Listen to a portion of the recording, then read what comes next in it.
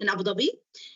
My name is Omima Khanfar, and I'm really thrilled to be your guide and in today's session in the topic that holds the key to your financial well-being, and it is called the financial planning and saving.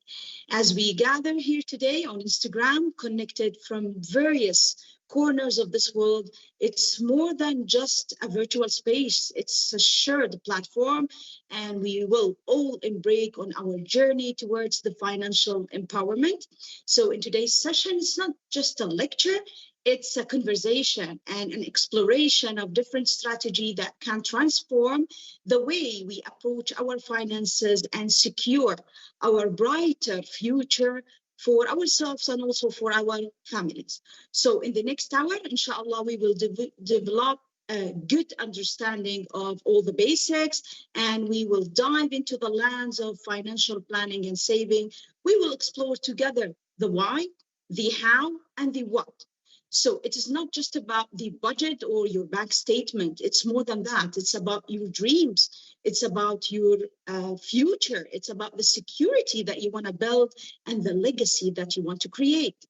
So navigating through this topic, just feel free to drop your thoughts, your questions, your comments in the chat, and be assured that I will do my best to answer them. So I encourage your active engagement and the open dialogue that we can have together.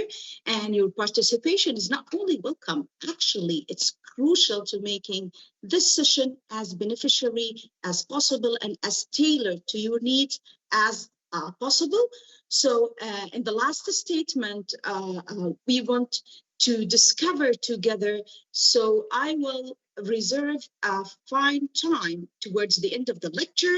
This is a space where I can receive your questions, whether you're curious about budgeting or the budgeting techniques, the investment options, or just seeking some personalized financial advice. I'm all here and I'm all ears to help you. So buckle up, grab your cup of coffee or tea, and let's embark into the journey of financial empowerment together. So you're ready to take your wheels to the financial future? Let's go and let's get started. So the first thing that comes into your mind when you hear the term saving, or when you hear the term financial planning, when you hear the term spending, so many things can come to your mind. And that's why we have different definitions for different stuff. So the first questions that come into your mind, okay, what is saving?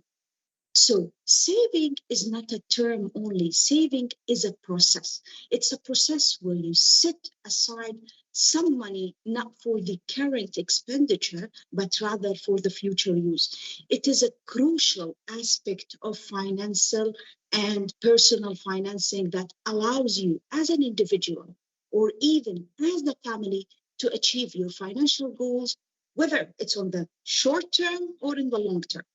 So the first question that can come to your mind: who needs saving really, and who needs financial planning in reality?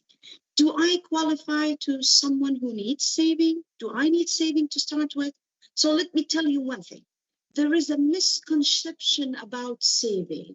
It is not necessary that saving is only for old people or for people who want to create a big wealth and want to be rich. Financial planning and saving are essential for each and every individual at different stages of their life, and even with different financial situations. So you don't need to be rich or poor to start saving. It's for everyone. Okay, let's start with the groups. So the first group, as weird as it might sound, it's the young adults and the college students. So they need to build good financial habits, because good financial habits start as early as you can imagine. Starts at home. It starts when you are a child, and you need to set a good and strong foundation for your children when it comes to financial awareness. So they need to be thinking about saving for their educational expenses, and also learning how to create an emergency fund that will satisfy their needs and wants in the future. So it might be a good thing that you teach your children how to start saving at an early age. Some people do it by giving them an allowances on a monthly basis, weekly basis, daily basis. It depends. But in all cases, it is very crucial to start early. Also, the young professionals, because think about it, when you are a young professional who's just starting your job, maybe you still have some loans from the study that you made in the university. Maybe you need to create an emergency fund. Maybe you need to start saving for the short term and the long term goals. Also, if you have a family, you need to understand that now it's not only about taking care of yourself. Now you have kids to plan for their life. And now you have to start thinking about their education, about their health, about their insurance. Maybe you want to start saving for a new home, or maybe you want to purchase some kind of a financial protection for them. All of these things can come into your mind when you are starting a family. So yes, people who start their family as early as possible, they need to start saving.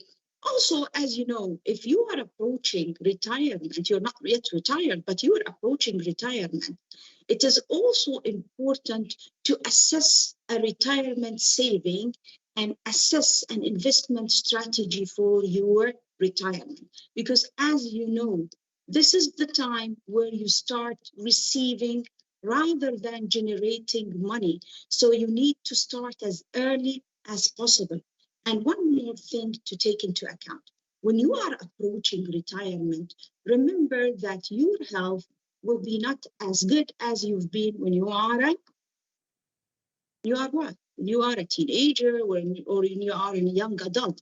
So maybe one thing that you need to think of is the health care cost when you are talking about retirement.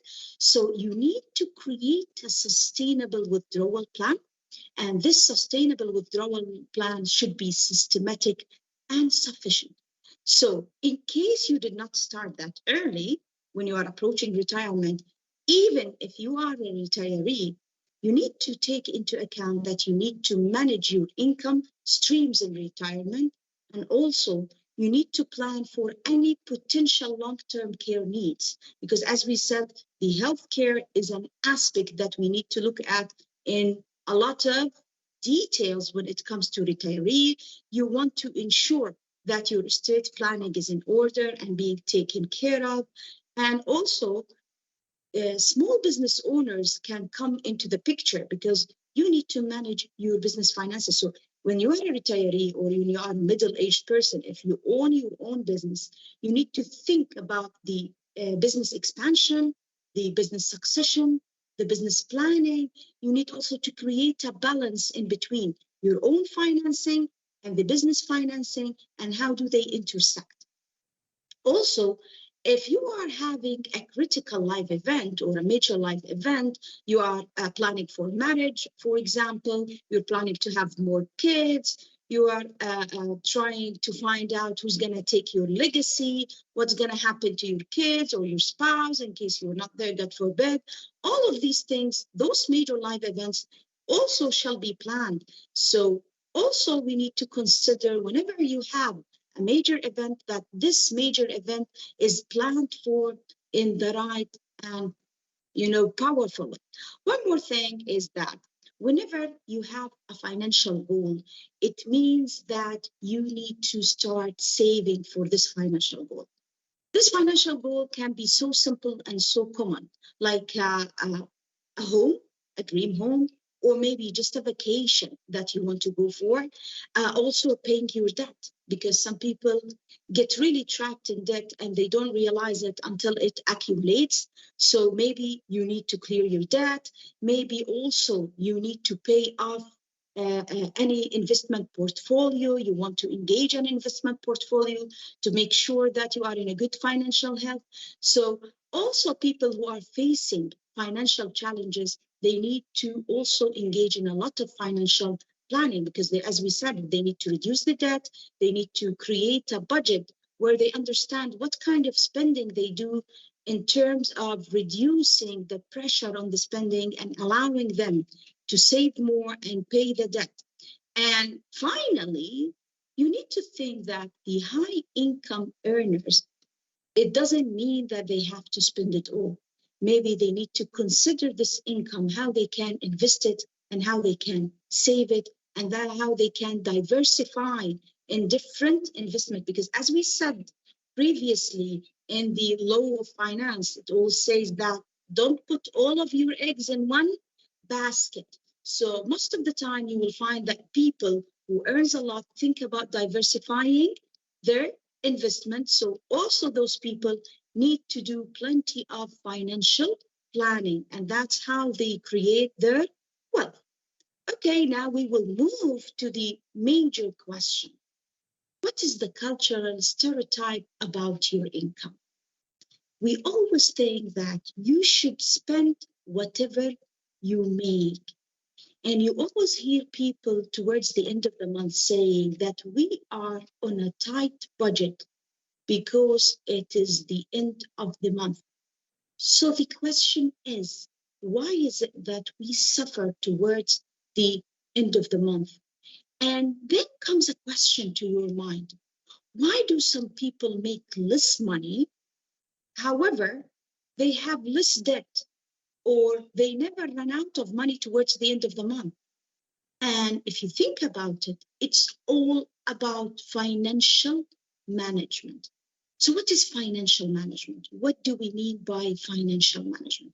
Financial management is how you handle your personal finance. So it involves managing your own financial resources, all of the resources that you have. And why do you try to manage it? Because you're trying to achieve financial goals. So achieving those financial goals is the ultimate goal that you have. You're trying also to create some kind of financial security. You're trying to make proper and informed financial decision. So let's start with the first aspect of financial planning. And the first aspect is all about income. So what are the sources of income? The main source or the primary source of income can come, for example, from your employment. So for many individuals, the primary source of income is their job or is their career. So you need to understand first the breakdown of your salary. In that, what is your net salary, what the benefit is, what potential for growth you have in your current job, how you can build a strong financial foundation. So understanding your basic salary and all the benefits and all the entitlements and all the allowances and all the bonuses and all of these things is the key. Up until today, people receive the salary, but they do not understand the breakdown. It is rarely that we find people who are trying to check and follow on a monthly basis what is happening on their salary, even if it's not changing. Did you take some time to look at the breakdown? Did you consider all the challenges or all the opportunities that you have in your current career? This is a very good question for you to answer in your mind. Also, when we talk about the secondary stream of income, so always it is smart and cautious to consider diversifying your income by exploring a secondary source. So maybe you will be engaging on a freelancing work, maybe a part-time job, or maybe you have a side business. All of these options, they do qualify for a secondary income. These additional streams, as small as they can provide a financial safety net, and they can accelerate your journey towards financial goals. And always keep in mind that this secondary income is not there to be spent, but rather there to be saved and invested, which leads us to the other source of income, and that is investment. What do we mean by investment income? Maybe it's the income that is coming from the dividends that you received from the stocks that you own, maybe from the interest for the accounts that you have on the bank, or maybe it's from some other kind of investment where you receive interest. Maybe it's capital gains on whatever investment you have. So all of these options can contribute significantly to your financial well-being. It also helps you build a diversified investment portfolio, and that can generate passive income over time. And if you wonder what is a passive income, it's an income that comes to your hand without you working directly to earn it. So if you have stocks and you're receiving dividends, the minute you start buying the stocks, receiving the dividends, this is a passive income because you're sitting at home, you're doing your own job, and yet you're receiving funds and money. Another very famous and popular, let's say, option in the part of the world that we live in, that is the Middle East and North Africa, is the real estate. So usually people would love to invest in real estate and would love to earn income that is coming from real estate.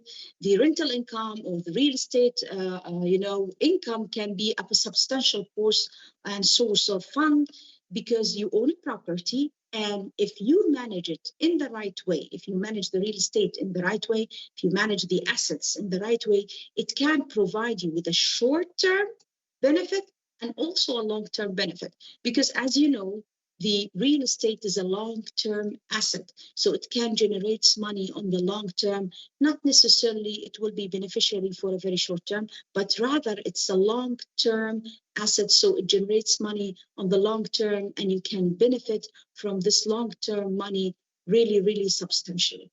Also, if you are a business owner and you are engaged in entrepreneurship, this can be very, very helpful because when you start and grow your own business, this can be really rewarding and it's a good source of income. So the entrepreneurs have the opportunities to create value and to build wealth and to potentially achieve the financial independence. However, remember that whenever you want to invest in entrepreneurship, you have to keep in mind that it is not a very smart move to leave your job before you have a very solid business on the side. We always try to advise people to establish their business very well before leaving a source of income that is assured and continuous like a salary. So always think of starting this on the side rather than leaving your job for it immediately. This is what we always tell people. So that's us talking about the income and the different sources of income and how we should manage our income. But in reality, where would the majority of our income go? If you ask people where your income is going, they will pinpoint to one side, and that would be the expenses. So, people, it is normal for them to underestimate their expenses. So, most of the time, this is because we have plenty of hidden expenses, or maybe sometimes it is like sudden or accidental expenses in the family. However, you need to keep in mind that the family expenses are not the same. Really, they can vary widely depending on different factors, just like the size of the family, for example, or what kind of lifestyle you have, where do you live in terms of what emirates do you live in, what are the individual circumstances that you have aligned with your family. And here are some categories of the family expenses. So when I say expenses, what are the major categories? The first and most important category is the housing. So the that you pay, the payment that you pay, the property fee that you pay to the community. And keep in mind, if you are paying a property fee on a quarterly basis or semi-annually basis or even yearly basis, this fee can really vary from one year to the other. So whenever you're buying a property or you're planning for a mortgage in a community, it's always smart to keep in mind how much you need to pay on the side. So yes, you own the property, but yet this service charge can be high enough to eat part of your income or to consume part of your income. So keep it in mind when you are planning for a mortgage or you are planning for your dream house. Keep in mind this thing, and keep in mind that it is also smart to have home insurance. And another category that goes under housing, that is the maintenance. The maintenance and repairs are also important. And that's why we always say, keep in mind that if you have, or if you rent, sorry, an older property, it's going to take more expenses in terms of repairs and maintenance. So you need to consider that when you are renting, or even if you are living in an old property, make sure that you put enough allowances for the repairs and the maintenance, because the older the property is, the more money it will consume, and you need to take that into consideration. Also, as you can see in the current situation, and with the oil prices going up, you need also to think about another expense, and that is the utilities. As you know, the electricity is there, the gas is there, the water is there, and also some other types of utilities like the internet, like the cable subscription, like the satellites of the TV, like the phone bills, and all of these things. You also need to keep in mind to keep a good amount of your expenses to utilities, and to make sure that you lower the figure on the utilities as much as possible by being a smart consumer. And being a smart consumer means that you take into account when is the minimum time for usage of electricity and water, and you use the electricity at that particular time. You set the AC on 24 to 25 Celsius degrees to reduce the consumption. You don't turn the AC on the places where no one is there at home. You try all those new devices that save electricity, and you can keep an eye on their consumption through the digital means that are available nowadays. So it is a good thing to consider that when you are looking at this bill. Also, another category for the expenses will go under the groceries and the food. Families, different families and different individuals, sometimes they go ahead and start doing their grocery on a weekly basis. Some people do it on a monthly basis. We always encourage people to have a proper interval. And as you know, the groceries will consume a good amount of your salary. And also another aspect that would be the dining out and takeaway expenses. As you know, the UAE is full of really tempting restaurants around, and people would enjoy eating out. So dining out can also eat part of your income or consume part of your income. You need to keep an eye on it. And we will mention a lot of tips when we are talking about how to reduce the expenses. We will mention tips around this particular category. Also, if you have kids who go to school, you need to make sure that they are taking school lunches, they're taking snacks, they're taking allowances. So all of these categories will go under the groceries and the food, and that will move us to another category, and that is the transportation.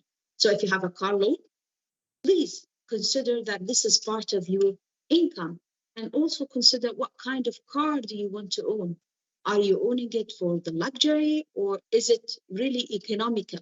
Always go for the economical side, because whenever you want to resell it, or whenever you want really to exchange it by another car or return it, the most value will go to the economical car. The fancy cars will depreciate very fast. And remember that they consume a lot of fuel, a lot of maintenance. And as you know, the older the car, the more maintenance that you will need. And also always consider if you have good options in the public transportation. So if you're a smart person who's used the public transportation, even though the public transportation is lower in prices, it's still an expense that you need to consider. And also, if you own your own car, then you need to also consider the insurance, you need to consider the registration fee.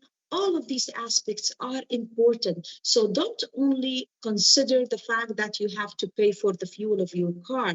It's much more than that. It's the registration, it's the maintenance, it's the fact that the car is depreciating over time. So don't really use only the fuel cost in your budget. You need much more than that. Okay, and if we move to the healthcare, what do we mean by the healthcare? Healthcare would include any kind of premium that you are paying for your insurance, any medications, any prescriptions, Even the co-pays should be taken into consideration. And so many insurances, as you know, they don't pay for the dental or the vision care. So maybe you need to set aside some money or some part of your expenses and dedicate it for the dental or the vision care, even if you have an insurance already active by your employer. Also, if you have kids, it means that you have some educational expenses. Maybe they have some tuition or some school fee. They have supplies of textbooks and extracurricular activities. And maybe you want to start saving for their college. So this is an expense as well. It goes out of your income.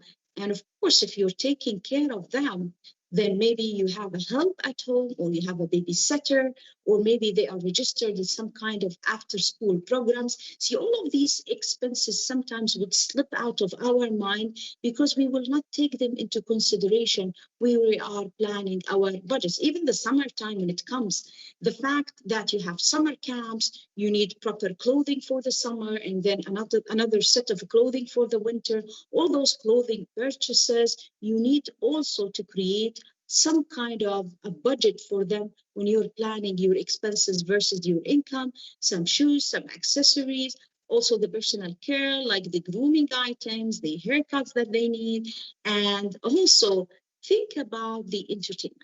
As we said, the UAE is a beautiful country. It's full of entertainment and recreation. So those family outings, they really, really consume money. Some of the hobbies that you have, some of the recreational activities, maybe some subscriptions that are related to some kind of entertainment, like the streaming services, the magazines, etc., and maybe some vacation expenses, especially for people who would love to go abroad more than once a year, and they only think that the expense that they will incur is the ticket expenses. In fact, it's much more than that. Is the hotel, is the transportation, is the food and the beverages that you have outside, is the sightseeing and the fee that you pay. So people only think about the tickets as the cost, while in reality, it's much more than that. And that leads us also to another point. Please, if you are in debt, if you took any kind of a loan, you need to manage it in the right way. So always remember that at least you are considering as part of your expenses the credit card payment. And by saying that, we say the minimum payment for the credit card so you do not accumulate interest over the time. Also, you need to take into account the student loan payments if you have, or any personal loans or any mortgages. And by the way, one smart thing to start saving and expanding also is to contribute to a saving account.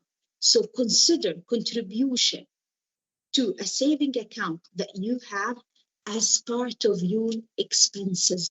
So if you consider money on the side that is for a saving account as part of your expenses, trust me, this would be a key aspect to start as early as possible and as easy as possible without having a burden. Why? Because you planned it in advance. So now you know exactly how much you can put on the side to save and invest later on. Okay, because keep in mind that sometimes the prices and the expenses would change. For example, the insurance prices might differ from one year to the other, or might differ from one product of insurance to the other.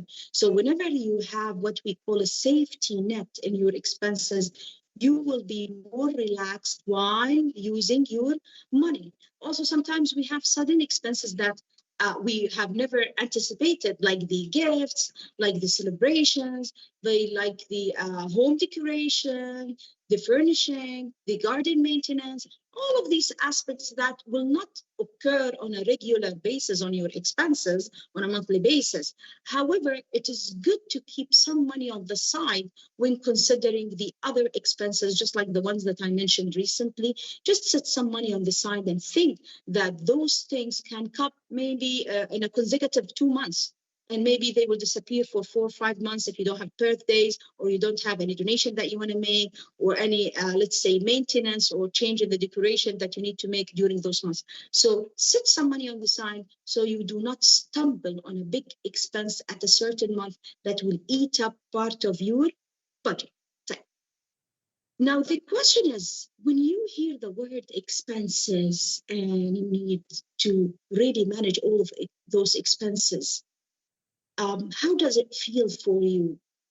Does it feel that all those expenses have the same weight when it comes to being important or not important? So can your need be someone else's want or vice versa? How you can eliminate the overspending in the family? So maybe your need can be someone else's want, or someone else's want can be your own need. It depends on the family situation that you have, and it depends on how your lifestyle is and what condition you have.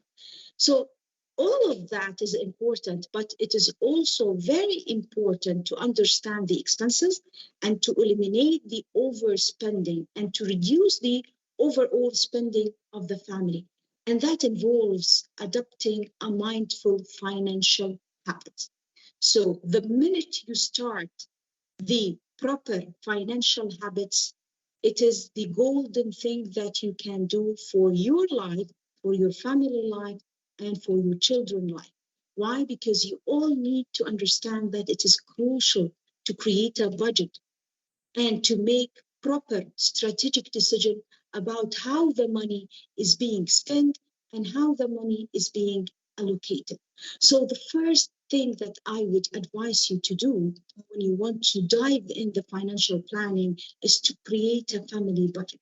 You need to create a comprehensive budget that includes all of the incomes that we talked about and all of the expenses that we talked about. And you need also to be smart in categorizing those into fixed ones and into variable ones. The fixed ones will be something that will recur, and it would be the same amount almost the whole time, which is like the mortgage or maybe the utilities, or maybe it's a variable one that will change from one month to the other, like the groceries, the entertainment.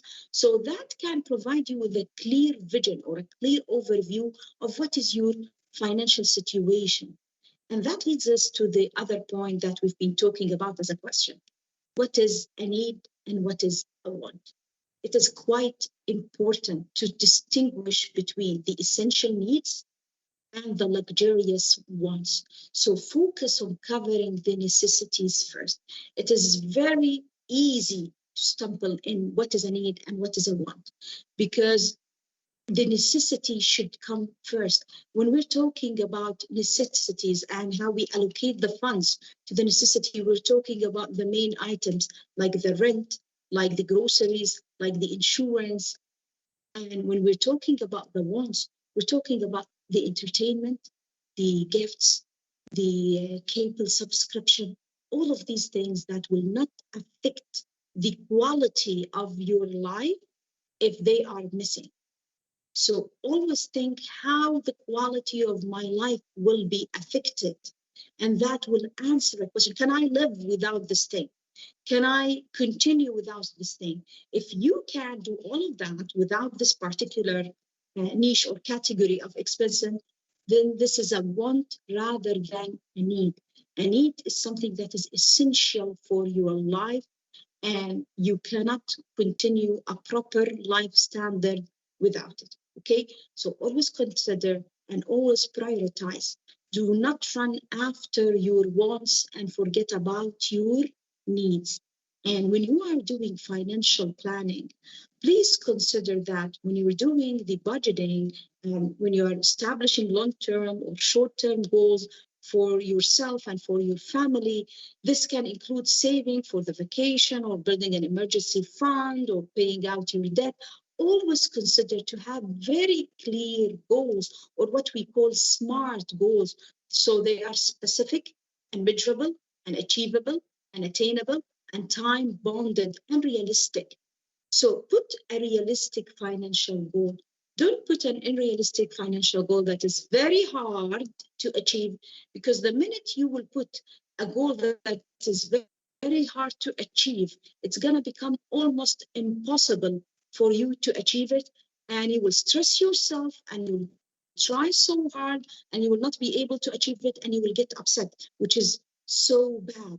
However, also it is quite smart to remember to limit your purchases, and not any purchase, the impulse purchases.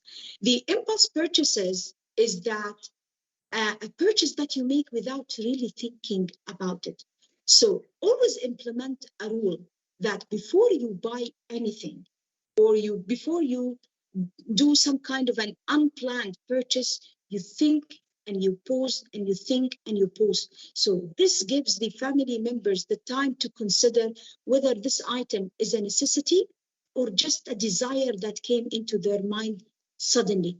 Please avoid the impulsive spending that can significantly reduce your unnecessary expenses.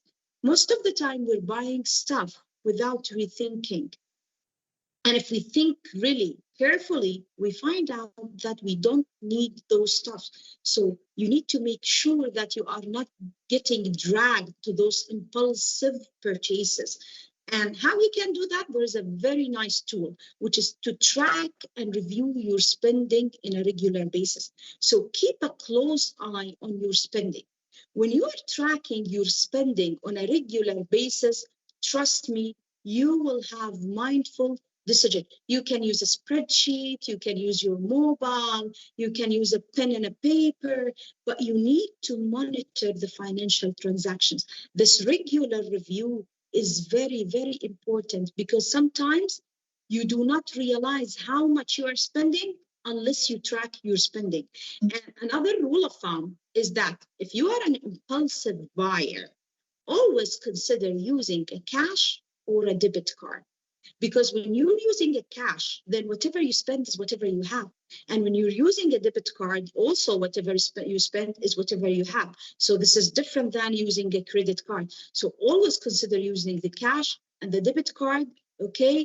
And then you can prevent those accumulating high interest on debt, and it will encourage more mindful spending, because when you're taking the money out of your pocket, you will feel that this money is going away for a purchase.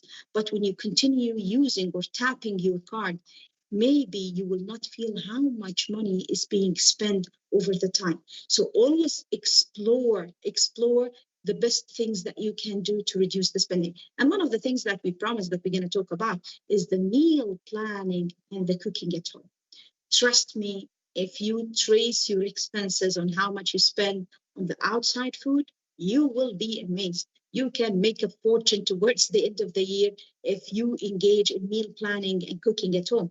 And by the way, this is very good for your health, because no matter what kind of food you will cook at home, you will always know what is in there, always know that you're using the best quality, and you will save a lot of time, and you will enjoy doing that with the family. So always think about your health, always think about your expenses, make it a habit to eat at home, and something as an entertainment to eat outside to manage your expenses. So plan your meal in advance, create a grocery list, avoid unnecessary purchases.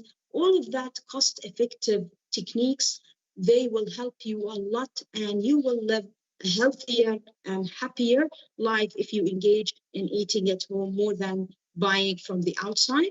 And also, the UAE, as we said, is a very beautiful country. We have plenty of affordable entertainment options. So whenever you're thinking about entertainment, it does not mean necessarily that you have to spend a lot, because you can look for the low cost or maybe the free entertainment options, such as the community events, the outdoor activities. And as you know, now the weather is getting better. We have the coming few months with a wonderful weather, where you can have plenty of outdoor activities with the lowest prices possible. Even when you're subscribe to the streaming services that are budget friendly. All of these options can really reduce the expenses that you have. Another thing is that that is not common in here, which is negotiating the expenses. So if you are taking, like let's say an internet or an insurance cable or anything, negotiate how much you need to spend. Look for the options, the good options where you can really really reduce the spending that you have for those things. And if you are living with a family, maybe it's also a smart thing to engage in an open communication about the financial goals, about the financial challenges. Maybe it's a healthy practice to discuss the spending priorities as a family. Why? Because you will take a decision as a family. And when you are taking a decision as a family, people tend to be more encouraged to commit to those decisions because you took their opinion, you took their input into account. Your family can be your support into reducing your expenses and creating a good saving or a good investment or a good wealth. So maybe also it's a good option to buy during the sale season or the what we call sometimes the low season. So there's nothing bad really of taking advantage of real sales. Again, a real sale. Why? Because you can buy the same thing at a lower price or a reduced price. But please, please, please always keep in mind that you do not get carried away after that flashy tag that says sale, sale, sale. Why? Because it is tempting, I know. However, not all the sales are true sales. And sometimes when you see the red tag of the sale, you tend to buy stuff that you do not need. And when you go home, you feel a little bit awkward that you bought something that you do not really need. So sometimes even the advertisers would go saying last two items left or last two tickets left, and people will do an impulsive purchase decision, which is quite bad. And it is based on the scarcity of resources. Because whenever I tell you only two pieces are left, you will run to grab whatever you can. And in reality, the real question is, do you need it? It's not about the price that it has. It's about the fact that do you need it or do you want it? Or is it neither, that you don't need it and you don't want it? However, this is a false feeling because I told you you only have two items left. Always towards the end of the year, be cautious that you will have plenty of sales.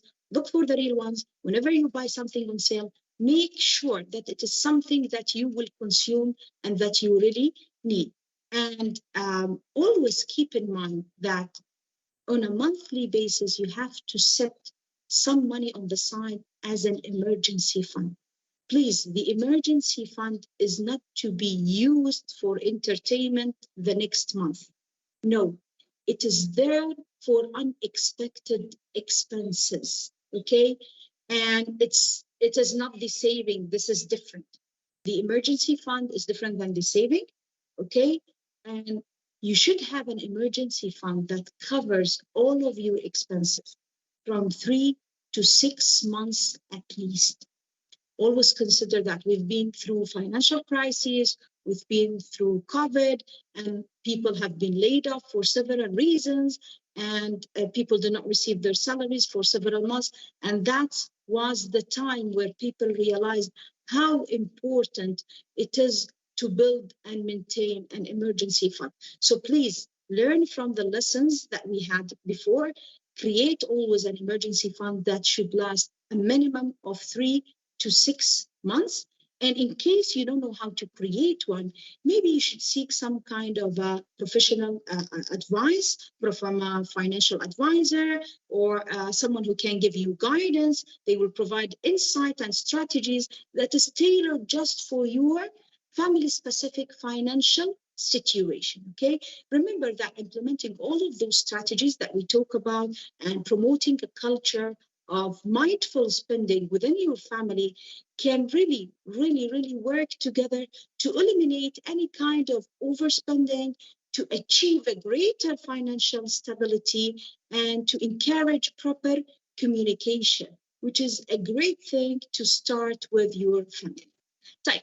Now, after we talked about the spending, what kind of character you have? Did you know that we have different personalities when it comes to spending? So we have people who are exhibiting different personalities when it comes to spending. What influences their habits or their attitude or their behavior or how they make the purchase decision?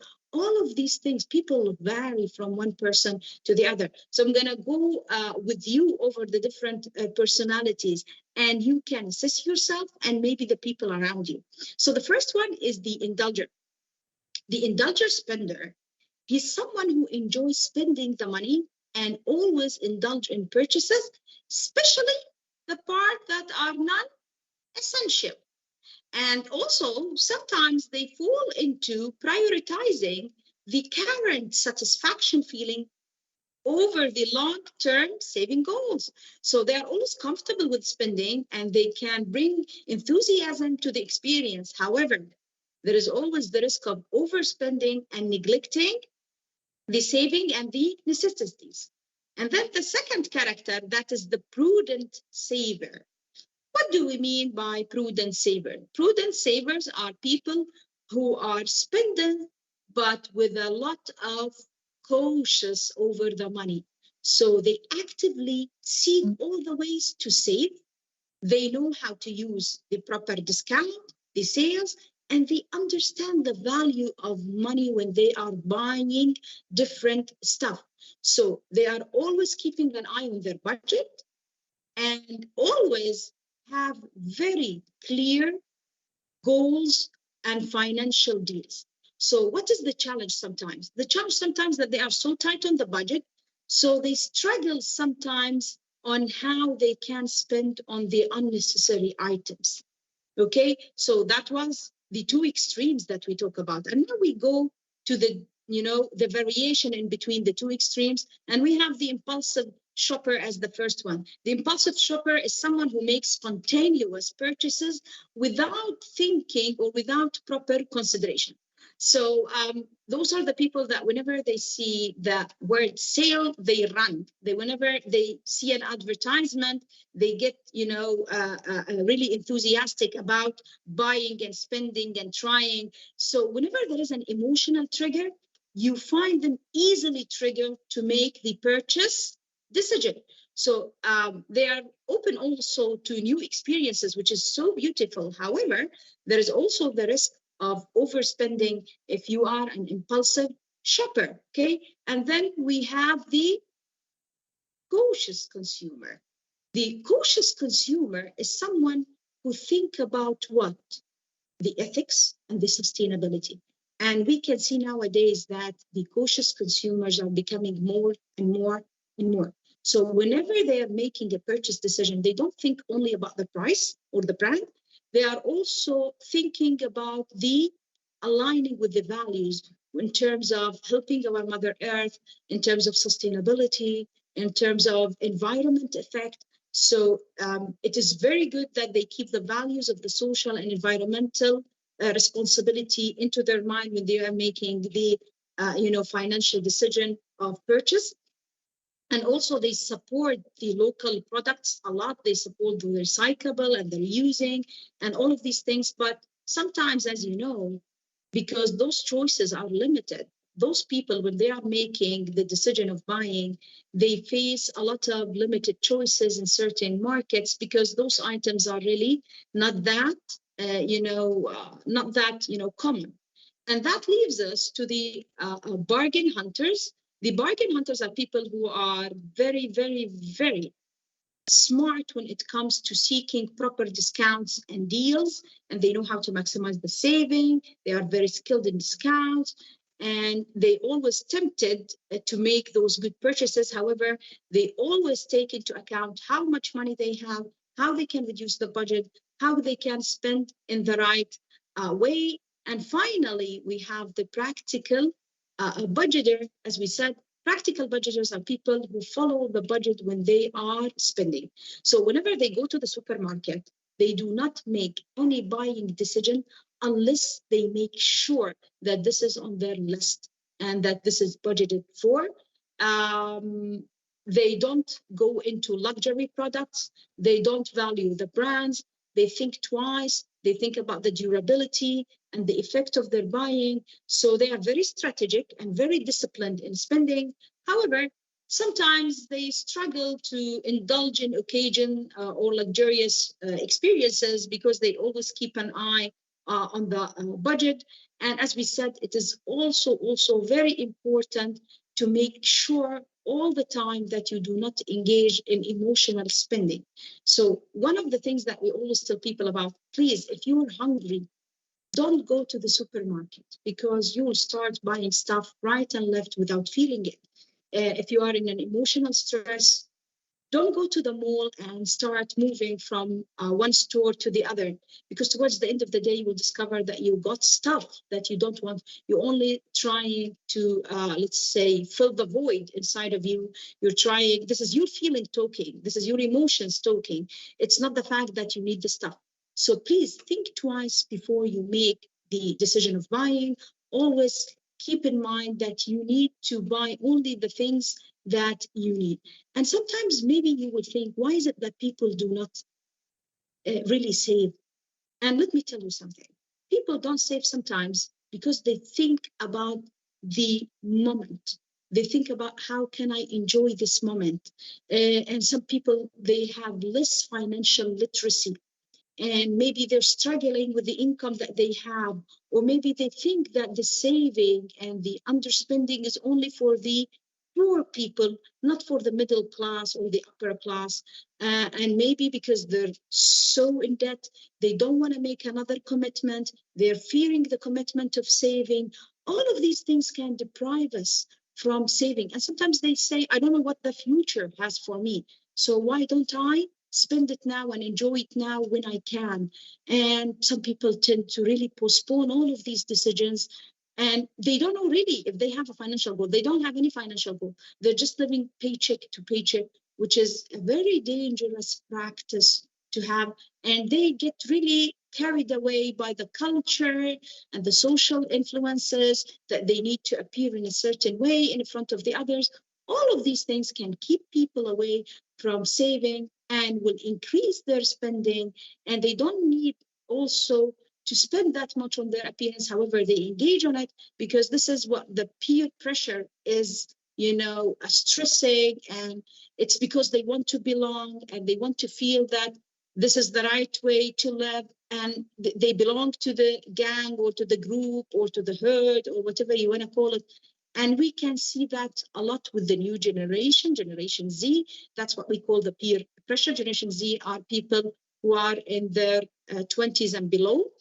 So anyone who's born after 2000, they belong to the Z generation, and you can see that their spending pattern is different than the spending pattern for people who are older than them, the different generations. So as we said, always think about your financial goals, whether they are the short term or the long term, and how you can identify the short term and the long term, and how you can make sure that you are on the right track.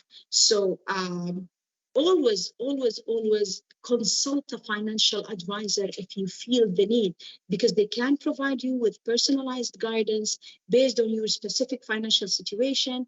They can help you navigate those complex financial decisions. They can help you create financial goals in a dynamic process that requires an ongoing assessment, of course.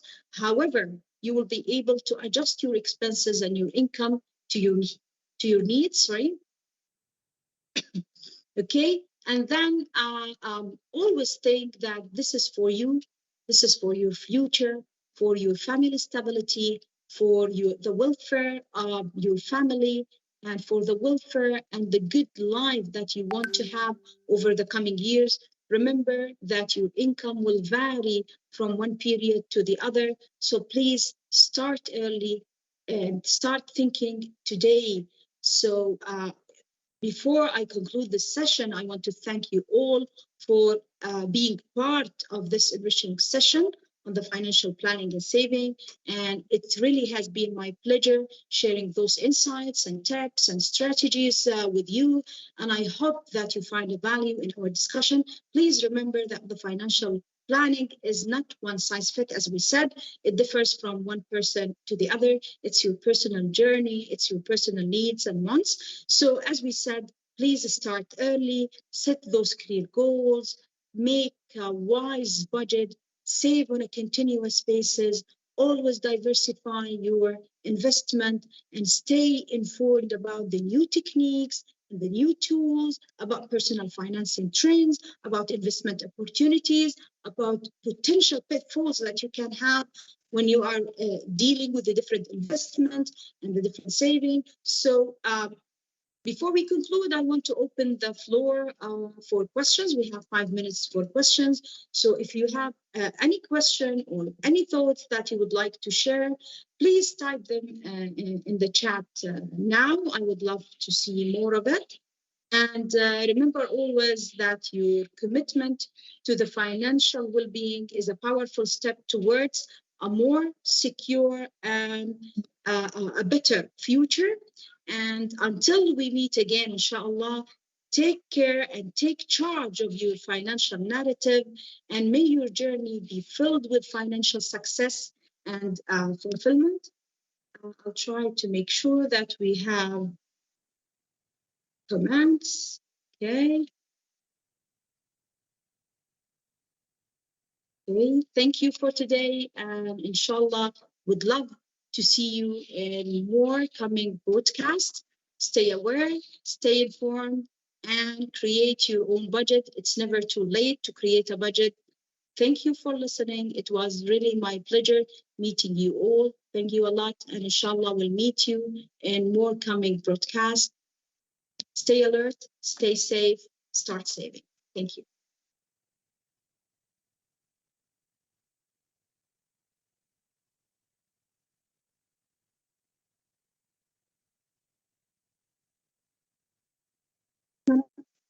Can you come again, please?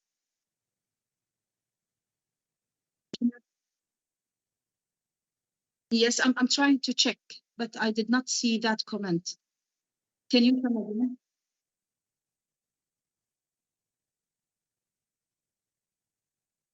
Okay.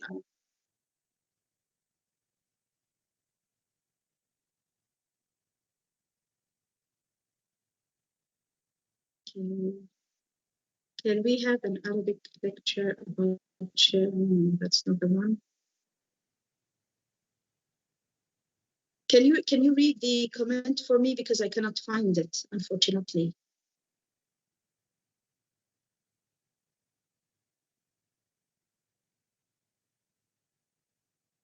I read the comment in Arabic English. I would love to answer her, actually. It's her right to ask. But I'm trying to. Yes, I do understand. And it's my understanding that you have lectures that are, yeah, it's all about, can we have an Arabic lecture about spouse sharing living expenses? Is that what you're talking about? Is this the comment? Mr. Umar, it's about spouse sharing living expenses, right? Yes, yes, yes. That's a very common thing nowadays. And it's all about the understanding and sitting, as we said in the lecture, it's all about sitting together as a family and open discussion about who is supposed to contribute to what. So do we have different accounts, or do we have joint accounts? Who's going to take care of what? How much we will save? And it all comes to the terms that both spouses agree on. So the husband and the wife should sit together and really trace their financing, and try to make sure about all the types of income that they have, all the types of spending that they have, and who's going to contribute by what percentage, because as you know, the salaries might be different, the income might be different, and the culture also plays a great role. But in the modern life, it is quite important to be open in the dialogue about how much each and every spouse will contribute. So I would advise that this happens really early in the marital life. I would advise that this setting should be before the marriage itself. It's during the engagement period, where people really sit together, the rules and the conditions and the expectations from the other party. However, even if the one of the spouse start working later on in marriage, the wife gets a job after a few years of marriage, Still, an open dialogue where two people agree on what needs to be done is the key. It's what we call coming into middle grounds, or التفاهم على المواضيع. That's what can make the life much easier and can really bring peace into the family, where none of the parties is feeling that the other party is taking their income or maybe pressuring them via the expenses. And inshallah, we can have a lecture about that, dedicated to that. I would love to see that, inshallah.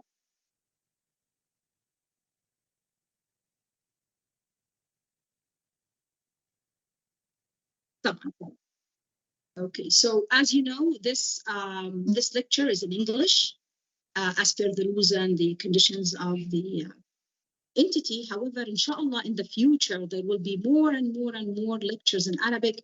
And currently, Aslan, we have lectures in Arabic. So this lecture is dedicated to this language, where both, can, or anyone can attend this one. And if you prefer to attend one in Arabic, they already have some lectures in Arabic. And in the coming future, inshallah, they will have more lectures in Arabic. And if you're struggling with the language, do not hesitate also to ask the lecturer, even in Arabic. Be assured that the lecturer will answer you in both languages. So no concern at all. No worries at all. We are always here to serve you. We are always here to make sure that whatever question that comes into your mind will be answered to your satisfaction.